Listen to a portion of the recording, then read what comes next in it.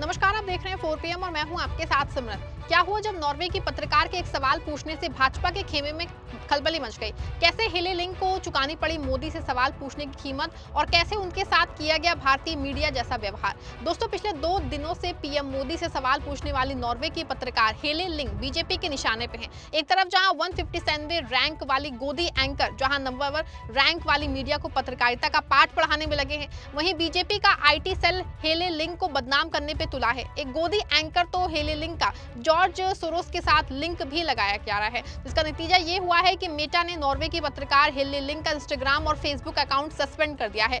ठीक वही व्यवहार जो यहाँ की मीडिया के साथ किया जाता है। अगर वो सरकार से पूछने की हिम्मत दिखाता है, वही अकाउंट सस्पेंड होने की जानकारी देते हुए हेले लिंग ने इसे प्रेस फ्रीडम की छोटी सी कीमत बताया है और उन्होंने खुशी जाहिर की है। तो आखिर कैसे मोदी से एक सवाल पूछने के चलते हेले लिंग बीजेपी और उनके सिस्टम के लिए आंख का नासूर बन गई हैं और किस वजह से उनके दोनों सोशल मीडिया अकाउंट को सस्पेंड ही कर दिया गया है, बताएंगे आपको इस रिपोर्ट में। और साथ ही आपको ये भी बताएंगे कि बीबीसी हिंदी के साथ एक इंटरव्यू के दौरान हेले लिंग ने क्या कुछ बताया है। दोस्तों, अब देखिए, ये बात किसी से छुपी नहीं है कि दुनिया किसी कोने में बैठा कोई भी इंसान अगर मोदी से एक सवाल भी पूछ ले तो बीजेपी और उसका पूरा सिस्टम पागल कुत्तों की तरह उस शख्स के पीछे पड़ जाता है। कुछ ऐसा ही हुआ है जब नॉर्वे के प्रधानमंत्री के साथ प्रधानमंत्री नरेंद्र मोदी की संयुक्त मीडिया इंटरैक्शन हुई है, जहां मोदी के एक कमरे से निकलते हुए हेले लिंग ने अचानक चिल्ला के पूछ लिया कि आप दुनिया के सबसे आजाद प्रेस से कुछ सवाल क्यों नहीं लेते।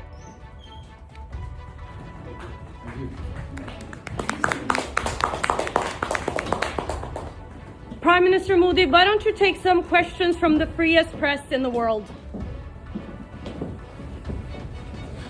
बस ये वीडियो का सामने आना ही था कि बीजेपी के तन बदन में आग लग गई। सोशल मीडिया पे सुप्रीम लीडर का मजाक बनता देख हेले लिंग को ही बदनाम करने की कोशिश शुरू हो गई।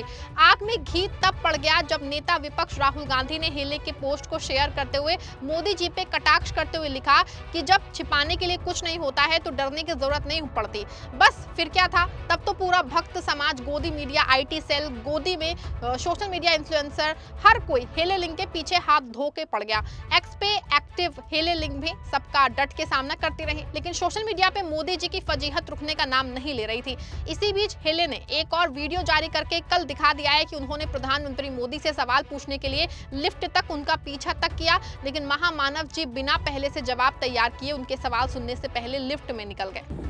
Mr. Modi, do you deserve the trust of our... Du vet, när pressfrihet nummer 1 i världen. Det står vi där.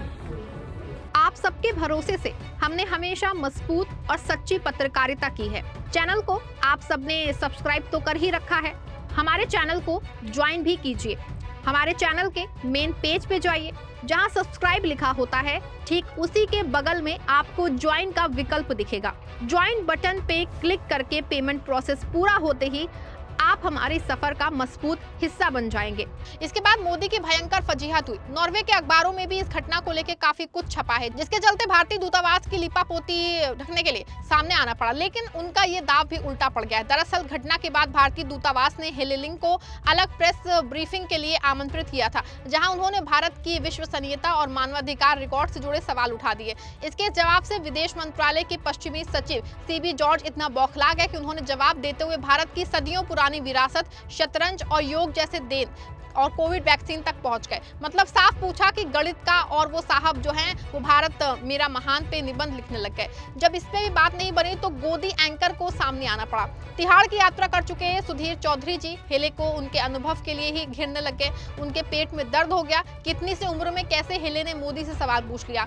जब उनके जैसे पत्रकार जो जनता के पैसों पे पल के सत्ता की गुलामी करते हैं, वो महामानव की तरफ एक उंगली नहीं उठा पाए, तो हेले को कैसे उसकी हिम्मत हो गई है। वहीं उनका फ्लॉप शो आगे बढ़ाने वाली अंजना कश्यप जी ने तो ऐसी खोजी पत्रकारिता कर डाली जो पिछले 12 सालों में किसी गोदी एंकर ने नहीं की होगी। उन्होंने तो हेले को जॉर्ज सोरोस तक का एजेंट बता दिया है। इससे भी बात नहीं बनी तो भाजपा का आईटी सेल और संघी साथी एक्टिव हो गए। उन्होंने हेले को बदनाम करने के लिए उन पे विदेशी प्लॉट, जासूसी और जो है यहाँ तक कि चाइनीज प्रॉक्सी होने का आरोप लगाया है। उन्होंने पुराने चीन और राष्ट्रपति शी जिनपिंग पे लिखे लेखों का हवाला दिया था।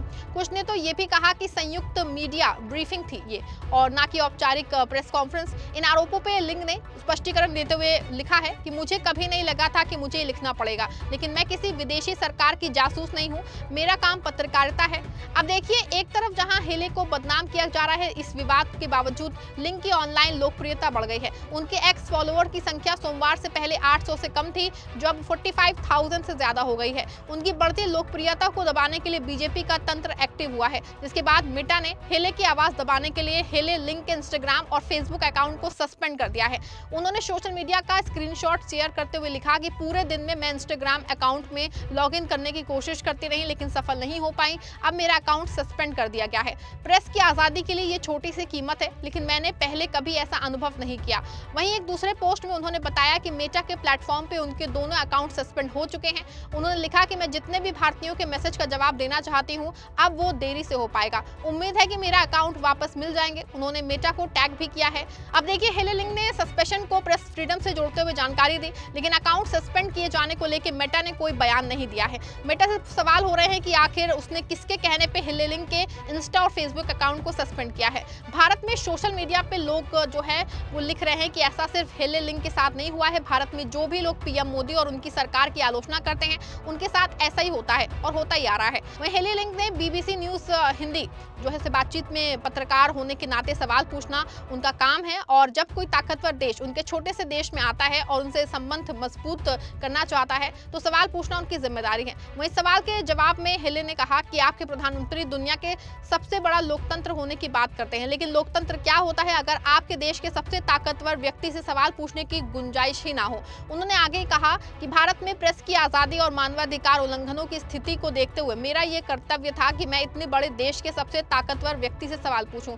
वहीं इस पूरे घटनाक्रम को देखें तो समझ में आता है कि दुनिया भर में चर्चा हो रही है कि भारत में जो चीजें हैं, दुनिया के सबसे बड़ा लोकतांत्रिक देश को माना जाता है, वहां के प्रधानमंत्री से एक सवाल पूछना भी गुनाह बन चुका है। और भारत में अब पत्रकारिता का मतलब सिर्फ सत्ता की आरती उतारना रह गया है, क्योंकि जिस तरह से एक विदेशी पत्रकार को सिर्फ सवाल पूछने की वजह से ट्रोल किया गया, बदनाम किया गया, एजेंट, जासूस और प्रॉक्सी बताया गया, उसने पूरी दुनिया के सामने भारत की प्रेस फ्रीडम की सच्चाई खोल के रख दी है। दुख की बात है कि जो गोदी मीडिया जहां सालों से सरकार के सामने घुटनों के बल बैठा हुआ है, वहीं अब दुनिया के नंबर 1 प्रेस फ्रीडम वाले देश की पत्रकार को पत्रकारिता सिखाने निकला है। वहीं हेले लिंग ने साफ कर दिया है कि हमारे 56 इंची प्रधानमंत्री जितना भी खुद को मजबूत दिखाएं, लेकिन आज भी अगर कोई पत्रकार महामानव से एक सवाल पूछे तो उनकी रूह कांप जाती है। पूरे मामले को लेकर आप क्या सोचते हैं, आपकी क्या राय है, कमेंट में जरूर बताइएगा। वीडियो को लाइक और शेयर करिएगा।